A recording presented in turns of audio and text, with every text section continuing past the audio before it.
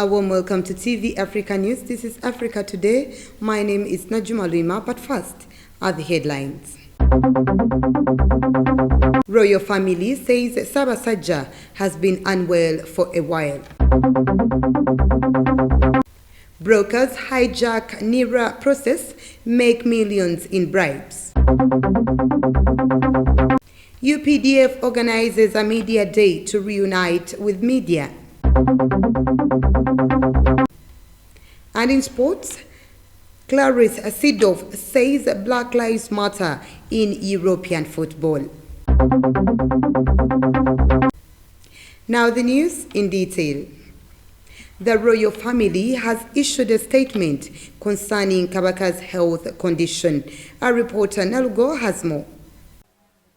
On Kabaka Ronald Muwenda Mutebi's public appearance on 13th April 2021, to mark his 66th birthday, social media was awash with speculation regarding his health and well-being.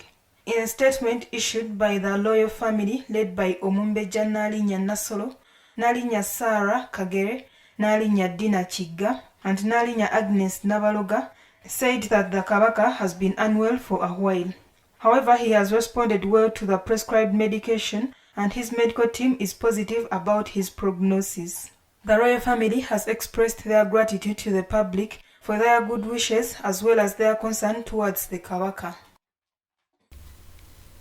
The State Minister for Primary Health Care, Honorable Joyce Moriku Kaduchu, has warned people against taking much alcohol and also taking unhealthy diet, contending that it increases the burden of non-communicable diseases. The minister was addressing media at Uganda Media Center today on the status of non-communicable diseases in Uganda. Our reporter Kachanchu has more. Uganda is listed 5th amongst the topmost countries that consume a lot of alcohol in the world. Too much alcohol, unhealthy diet, and uncontinuous medical checkups to know the health status have been pointed out as the most cause of non-communicable diseases, which include cardiovascular diseases like heart attacks and stroke, cancer, chronic respiratory diseases such as chronic obstructed pulmonary diseases, asthma, and diabetes. First of all, the burden of non-communicable diseases is clearly on rise. And we've got data from medical records, we've got studies from different places that have shown an exponential increase in non-communicable diseases, especially cardiovascular diseases, the cancers, diabetes. We are speaking about chronic pulmonary obstructive airway diseases, and we are talking about mental health diseases, which are all high on rise. As government of Uganda, we've taken the note and the burden of NCD. In that line, we've created NCD department, which has got 2 divisions, lifestyle and mental health, to coordinate all the efforts geared towards prevention and control of NCDs. Minister Kaduchu said government has responded to a concern and has set up the non-communicable disease department to coordinate all the efforts to reduce the burden. TV Africa News, Kachanchu Mutabazi reporting. Moving on, the services of the National Identification Registration Authority, NIRA, have been hijacked by brokers who are now making millions of shillings from unsuspecting Ugandans. We have more. Although the process of registering for a national ID is supposed to be simple and straightforward, several Ugandans try to avoid the process and opt for the services of brokers who offer to get all the papers signed and filed by NIRA staff and set an appointment for recording biodata. Each applicant who seeks the service of a broker pays not less than 50,000. Under normal procedure, Ugandans seeking national IDs are supposed to pick forms from any NIRA office countrywide. These forms are filled by the applicant before they are taken to the village chairman and the district internal security officers for approval, a process which would ideally take 1 to 2 days. Brokers said their services help is the process of securing a national ID for those who find it both bureaucratic and problematic, and the charges of shillings 750,000 helps them to secure all the necessary stamps from the local councils and district security officers. NIRA spokesperson Mr. Gilbert Kadilo told us that the services of such middlemen are illegal. However, he added that nothing can be done about them unless the applicants raise formal complaints with the authority. Away from that, Masaka Chief Magistrate Court has dismissed a case in which Remiaga County MP Mr. Theodore Sechikubo had been accused of inciting violence. Let's take a look. The outspoken ruling National Resistance Movement legislator had been accused of committing the offense in January last year. However, Mr. Charles Yetesi, the Masaka Chief Magistrate, dismissed the case on Wednesday after prosecution failed to adduce enough evidence against the MP, who had been accused of leading herdsmen on January 3rd, 2020, to take cattle to Remiaga Market, which had been reportedly closed following the outbreak of foot and mouth disease in the area. The state had also accused the MP of mobilizing cattle traders in his constituency to attack businesses of milk traders who were operating freely. Mr. Sechikubo's supporters reportedly did this in retaliation to police's crackdown on livestock farmers who had made several attempts to take their cattle to Remiaga Cattle Market for sale, but were blocked by police due to an outbreak of foot and mouth disease, yet the milk sellers were freely doing business. The defense lawyer, led by Mr. Alexander Lule, asked court also to drop another case of 2010 where Mr. Sechikubo was also accused of inciting violence during the National Resistance Movement primaries because the state had failed to prosecute the case. The dismissal of the case, in which Sechikubo is also said to have poured down milk and destroyed other dairy products of herdsmen on 3rd January 2020 at Remiaga Market, followed the state prosecutor's submission that some of the witnesses in the case had snubbed court summons.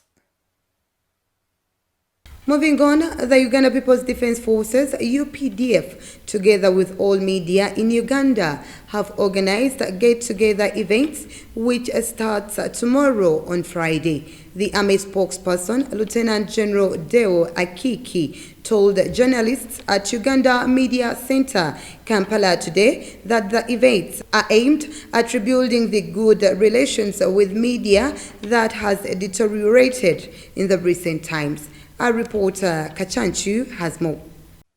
The Uganda Police Force has always been listed in the first position of perpetrators of violence against journalists. Recently, as the former National Unit Platform presidential candidate Robert Kyagulanyi Ssentamu alias Bob Wine was presenting a petition on gross human rights violation to the Office of the United Nations High Commission on Human Rights in Kololo, the military police descended on journalists, battering them up indiscriminately. While addressing the media today at Uganda Media Center in Kampala, the Army spokesperson Lieutenant General Deo Akiki said that they have been in good relations with media, but only during general elections and implementing the COVID-19 measures that interrupted their relationship, which they intend to build through Uganda People's Defence Force Media Day. The Human Rights Network for Journalists President Robert Sempala attributed the need for union with the security forces in line with safety and compliance during work. The events include a football match between UPDF and chief executive officers of media companies and reporters, symposium, and will end with a special dinner with the chief of defense forces at Rivonia Sud Simbuya. TV Africa News, Kachanchu Mutabazi reporting. Let's take a very quick short break. We will be right back.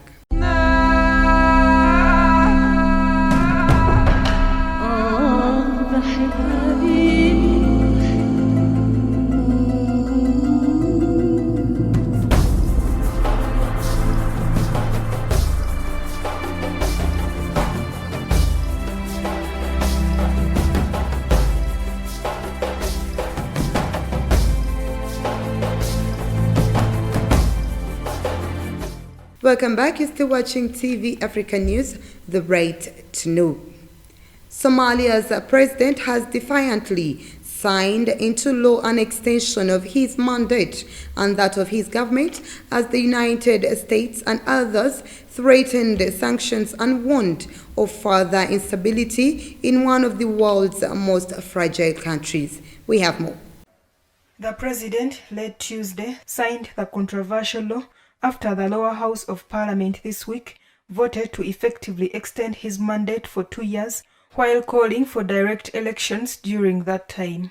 Leaders of the Senate, however, called the vote illegal and Somalia's opposition protested. The US is deeply disappointed, Secretary of State Antony Blinken said in a statement overnight that threatened the possibility of sanctions, visa restrictions, and a re-evaluation of our bilateral relations. The statement called for Somalia's federal government and regional states to urgently return to talks on the election crisis. The international community had objected to a mandate extension and warned that the Al-Qaeda-linked Al-Shabaab extremist group could take advantage of the country's heated political divisions. Long-time Chadian politician and opposition leader Saleh Kebzabo claims Chadians honored his calls to boycott presidential elections on Sunday, April 11, 2021. Let's take a look. The long-time opposition leader in Chad, Saleh Kebzabo, has claimed that his calls for the boycott of the recently held presidential election was honored. Saleh Kebzabo believes Chadians did not elect President Idris Deby for a sixth term. President Deby's campaign, for their part, praised the turnout for Sunday's vote, in which the longtime leader is guaranteed a win.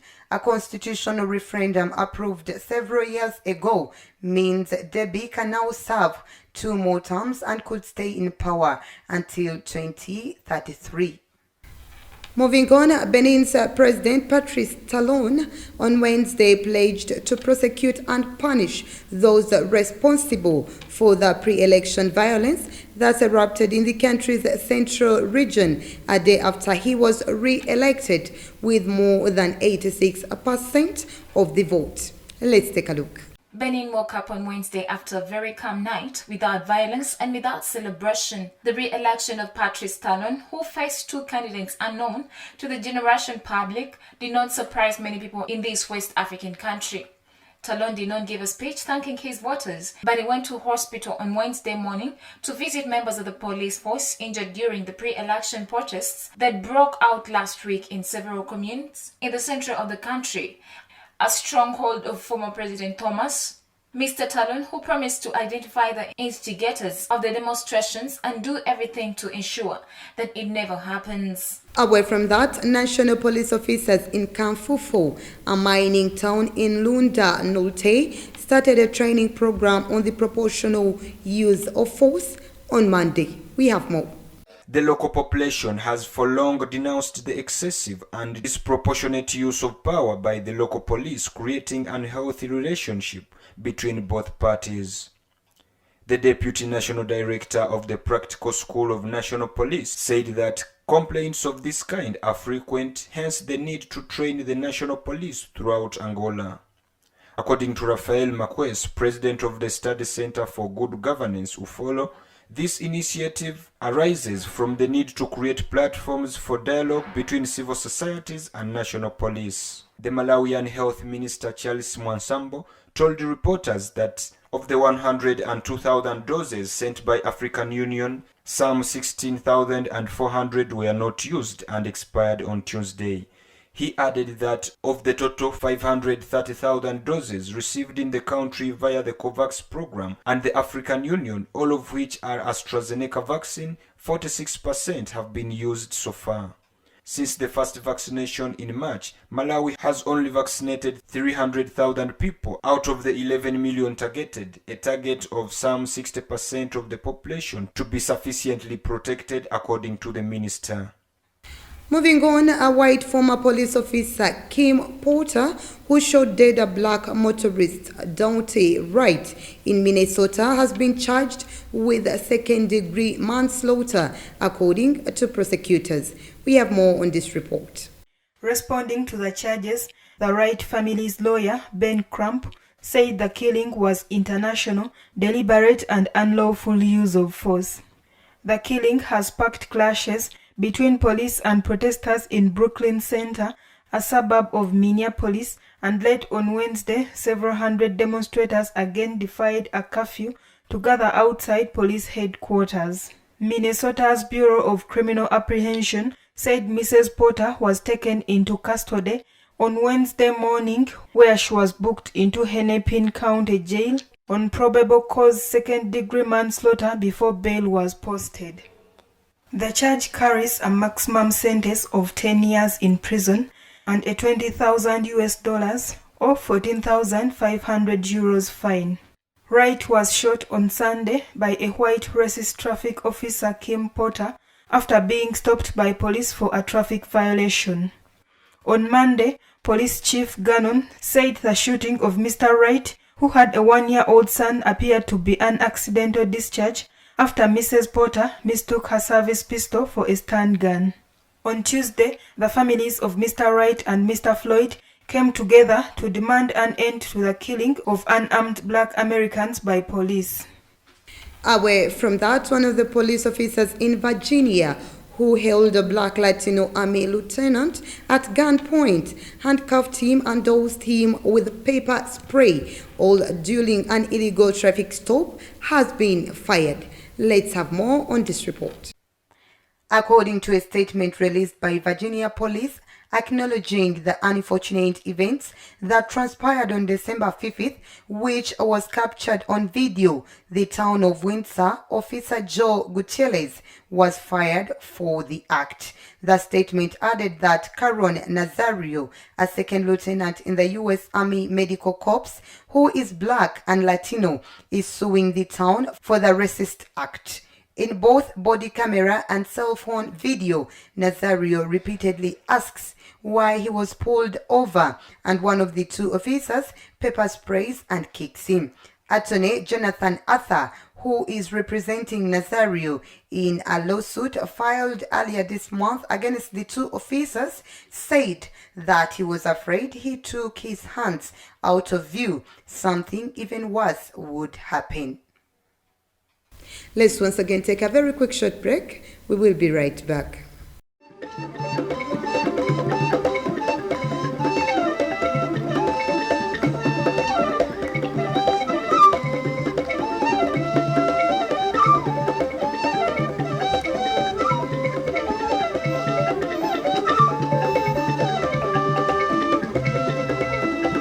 In our business news today, the coronavirus pandemic has silenced many artists, but South Africa's house music pioneer Nkosinathi Mafumulo, popularly known as DJ Black Coffee, has been rocking it, dropping an album and creating a streaming platform.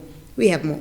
As the pandemic hit the pause button on live music performances and pushed many in the gig industry to break, the township-born musician turned house star was navigating between composing a new album, creating his own streaming music service, and philanthropy work. On February 5th, he delivered a 12-track album titled Subconsciously, featuring an electric mix of local and international artists, including American singer Pharrell Williams, French DJ David Guetta, Australian musician RYX, and South African Msaki. Mafumulo is one of the generation of black South Africans who were the wave of democracy from 1994 and made it out of poverty.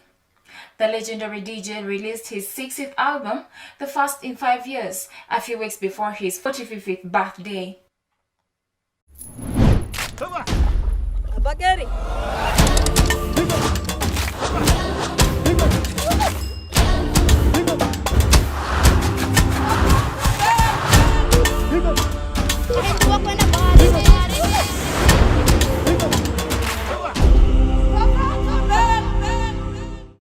In our health news today, the Malawian health minister said on Wednesday that more than 16,000 doses of vaccine have reached their expiration date and will be destroyed in Malawi after arriving in the southern African country 3 weeks ago. We have more. The Malawian Health Minister Charles Mwansambo told reporters that some of the 120,000 doses sent by African Union, some of the 16,000 were not used and expired on Tuesday. He added that of the total of 530,000 doses received in the country via the COVAX program, the Indian government and the African Union, all of which are AstraZeneca vaccines, 46% have been used so far. Since the first vaccinations in March, Malawi has only vaccinated 300,000 people out of the 11 million targeted, a target of some 60% of the population to be sufficiently protected, according to the minister.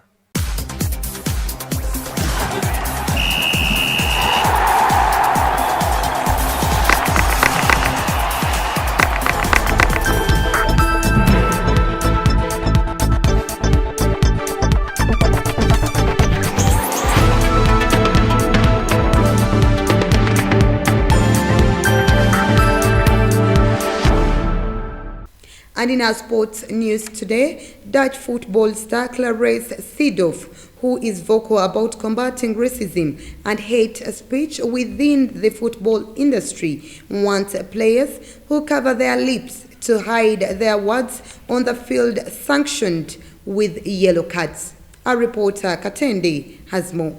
Speaking at online event organized by the Council of Europe between leading figures from the world of sport, anti-racism and anti-discrimination, Clarence Seedorf also called on major sporting bodies such as FIFA and UEFA to urge fans to send video footage of racist or xenophobic behavior to relevant authorities.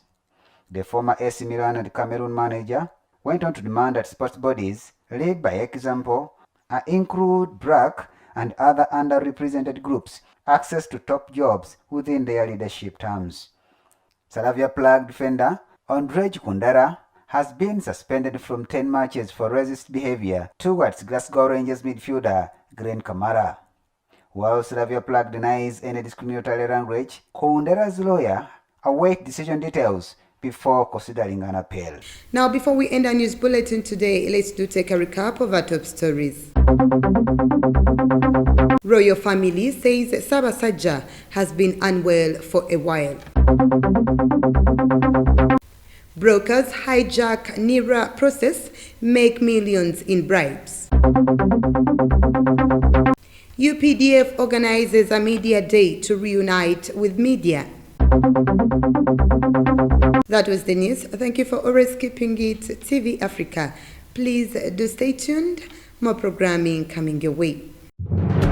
This is Africa, and that was the news.